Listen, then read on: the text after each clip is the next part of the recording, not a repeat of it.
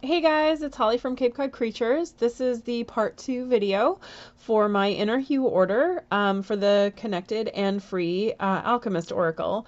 So as you can see, the book came outside of the box. Haven't even unwrapped it yet, and we're going to do that right now. Oh my god, I cannot wait to crack this nut. Okay, so I did a camera test and there's too much glare to show you the book here, so I'll show it in the shuffling part. But it's a gorgeous book, same size as the tarot book, so easily stored. And then here we go, we have the Oracle. So let's give this, and again, bubble wrap, I can feel it through the paper. So let's go ahead and give this an open. Super exciting. Ooh, it looks like a craft paper box, which kind of is different from the box that came with the tarot. And we'll get through the, oh, it looks like it was just a little sleeve, so we don't have to untape anything to get it out. There we go. And it is, it's a nice craft paper box with the little slides coming out. It's cardboard instead of chipboard, so it's a little thinner, but they've doubled up on some of the construction, so something tells me that this will be pretty sturdy. I had it sideways. There we go. Beautiful mandalas on the sides. A little bit on the back, there are some pictures of the cards, some of the cards. It's a 55 card deck, and there is the guidebook as well. So let's go ahead and give this an open. And right away we are greeted with an adorable bear. This is one of the, I'm going to keep the paper strip to help get the cards out of this box a little bit easier. Oh, there we go. Cellophane came right off. So we'll go ahead and give that, there we go.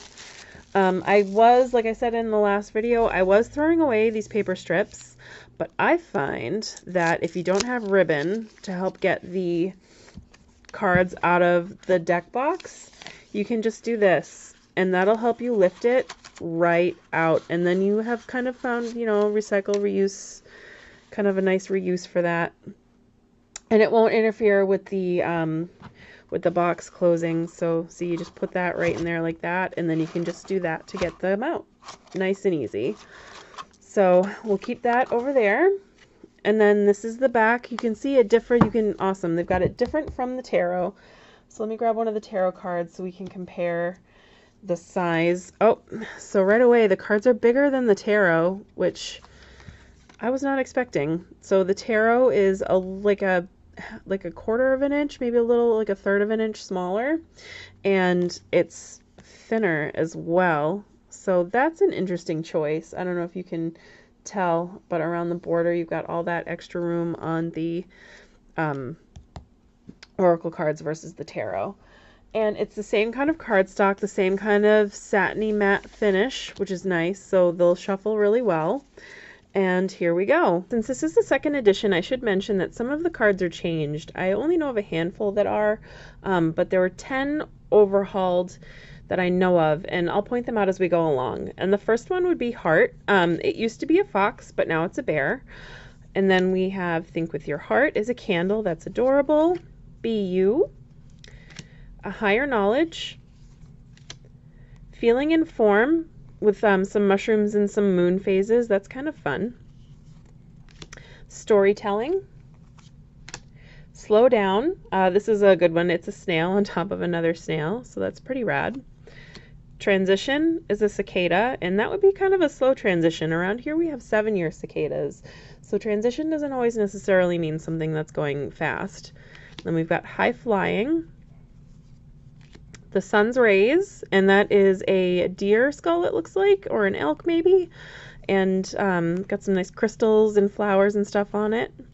Then we have Comparison. That's adorable with the 2 horses.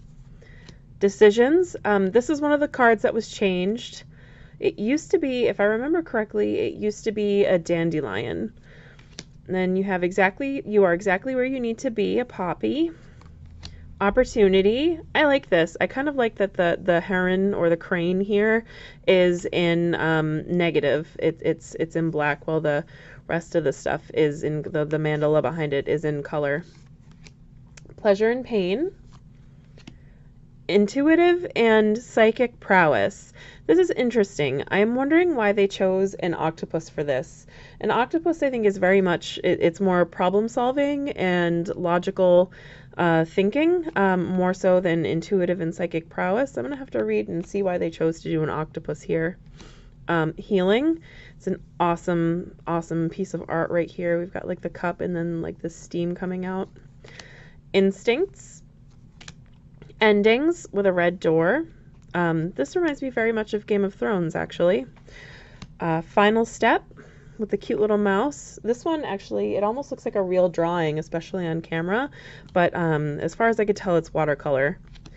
Receiving frequency. Loudspeaker. That one's interesting. Birth.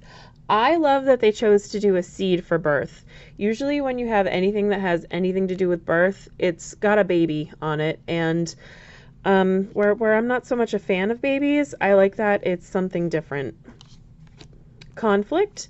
This is one of the ones that I believe was changed as well.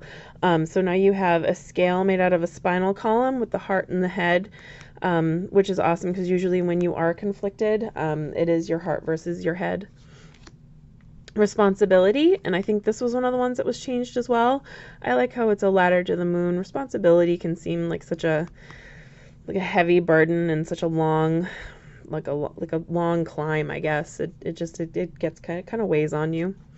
And then you have surrender. This is kind of a fun one. Mentor, which is a whale with the sound waves. It looks like almost like it's echoing, or the echolocation that whales use. Confirmation.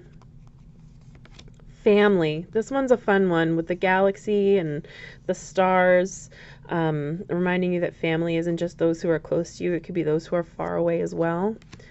Fun. I like this one. It's a sparkler. And I don't know if this one was changed or not. I would have to look that up. Beginnings. You know, the beginning, like a path leading either into or away from the cornfield. Abundance. Strength. This one is a new one. Strength used to be a lion, but maybe they changed it because that felt a little too much like tarot, but instead now we have an elephant with some wonderful ornate decor on him. Healer. Resistance. I love this one. It's a nice, like a Viking ship. I'm going to call it Bodie McBoatface from now on.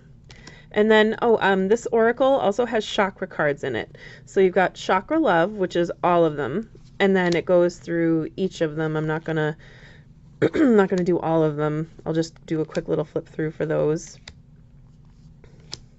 But they've got some great color on there. Elixir, which is a nice one. Communication. This one was changed as well. This one, I believe, used to be a raven, and now it's two wolves howling, but I kind of like the updated version. Standstill. Initiation. Fear. This is a great fear card. This is my second favorite fear card, I think. My first favorite would be the fear card from L'Oracle de Reflet, but this one is another good one too. I kind of like how it's the shadow underneath the sneakers. It's very creepy. Gives off like a Japanese horror movie vibe. And then you have Embrace. Expectation, which is interesting that they chose a snake for that. Maybe because the snakes usually get so coiled and wound up. And so do we when we expect certain things. Feminine. Masculine. Oh, these are new cards that have been added to the deck, by the way. 5 new cards were added to the deck. So feminine is new. Masculine is new. Sensual expression is new. Soul knowing is new. And spiritual suffering is new. And at least I think those are all the new ones. So yeah, that's the quick little flip through. And now we'll go and do our 1-card read. Okay, so now that we've got this deck unboxed, I'm going to go ahead and do some shuffling. I've already done some shuffling, and I kind of cheated. I pulled a card already and looked it up in the book, because I remembered that her book, for the Oracle, the cards are not in alphabetical order. She makes you search for them because she would prefer that you read the cards intuitively. She's done it on purpose. It's actually been a big complaint. I've seen it a little bit online, but the reason that she makes you do it is genius, and she wrote a blog post about it. I suggest that you go and read that post. It's kind of like I like it. It's cheeky. Good for you, Lauren. Make us do our own homework. So it kind of helps you flex your intuitive muscles a little. She's kind of forcing you to flex your intuitive muscles a little bit and making it hard for you to look up the answer, so that way you kind of have to do your own thinking first, which I like. But anywho, shuffling. This deck is really big in the hands. It's bigger than the tarot deck, which I thought was kind of large. So this is even bigger. So rifle shuffling right away when you go to split the deck, and then you have to get both hands around it, and then you have to get a finger behind to do the rifle. My hands are bigger, and even this feels like a stretch for me. I keep trying to catch myself from getting the edges with my fingernails because I don't want to ruin the deck. So I don't know that rifle shuffling is the best option for this deck for other people. And where the stock is still new, again, it's a really bad rifle shuffle anyway. There's not very good intermingling. And then this might still be a reach for some people doing the hand over hand. I am having no issue, but I should learn. I hate hand over hand this way. It's super hard to do. It's just the cards always like wind up falling around all over the place, and I don't think that that's necessary. I know usually when cards fall out that's a message, but I think in my case when it comes to portrait style hand over hand, it's just me being super uncoordinated and uncomfortable with that method. But I need to learn it because I'm going to have to use it on the Marielle Tarot. I cannot rifle shuffle that to save my life, and I cannot get my hand, I have a really hard time getting my hand around it. So it's just that's a technique I'm going to have to learn. But anyway, shuffling, not bad. Just watch out if you have smaller hands. So the card that I pulled was Soul Knowing, which is a beautiful card. You've got like the symbols coming out of the chimney, some astrological signs, some zodiac stuff. You've got a beautiful cabin in the woods with some forest in the background on what looks like a stark white plain. Could be snow, could just be that they left it blank on purpose. And I looked it up in the book. I had to go hunting for it, but here it is in the book. The book is gorgeous, by the way. The glare was really bad on the spread cloth, so I decided I'd just show you the book here. You've got the pictures of the card, and then you've got the description of what the card could be, and then you've got down here, you've got crystals that are associated with each card. So you can, do crystal grids, you can do some crystal meditation, you can do whatever it is you could think to do with crystals, but you can tie the card in that way, and that is kind of cool and different.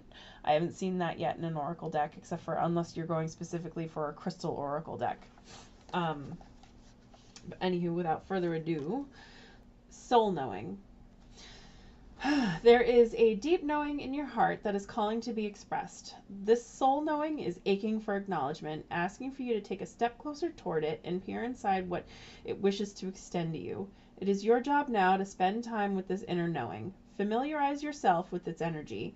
Allow the flow of visual impressions, direction, and guidance to permeate your being so you may bring to life a divine expression in service of yourself and others.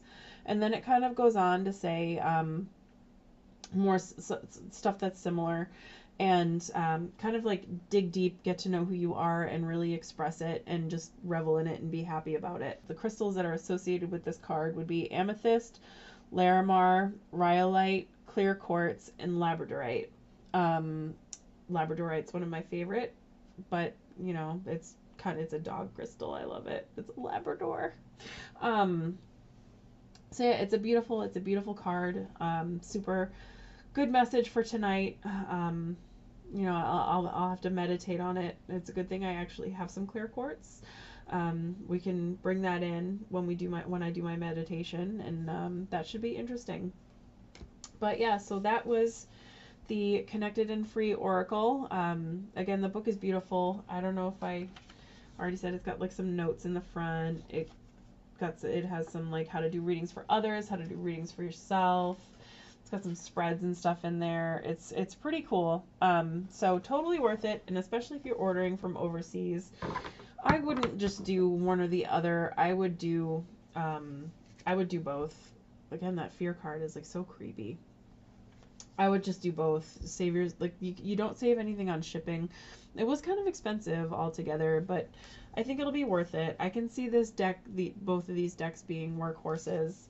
And I mean, look how beautiful the artwork is. And then, just together with, let's pull some rando stuff together. Like, look how gorgeous those are together. I cannot wait to do some readings. I'm gonna probably do some readings tomorrow on Eclectic with these to kind of break them in and just kind of see how they do. So thank you guys for listening to me ramble on, and enjoy your oracle and tarot.